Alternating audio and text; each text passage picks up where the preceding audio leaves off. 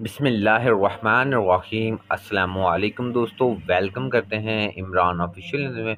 वो तमाम मेरे भाई जो सऊदी अरब जाना चाहते थे उनके लिए एक बहुत ख़ास वीडियो है कि अगर आपने सऊदी अरब या दुबई जाना है तो आपके काफ़ी पैसे लग जाते हैं। तो इस तरह का एक नया मुल्क आ गया है जिधर से आप जाकर अपने पैसे भी कम लगेंगे और 3 से 4 लाख रुपया महाना भी कमा सकते हैं।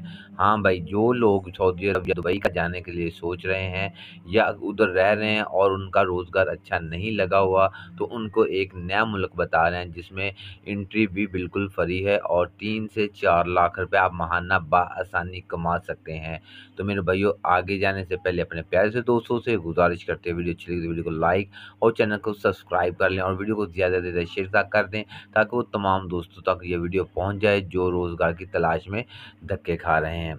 तो बात यूँ है, जैसा कि मेरे भाई आपको पता होगा कि जिस तरह मुल्क के हालात या पैसे करेंसी दिन ब दिन डाउन हो रही है, तो पाकिस्तानी जो दिन बहुत ज़्यादा जो आउट ऑफ कंट्री जाने की सोच रहे हैं, तो ज़्यादा से ज़्यादा कोशिश करें कि वो अरमानिया चले जाएँ।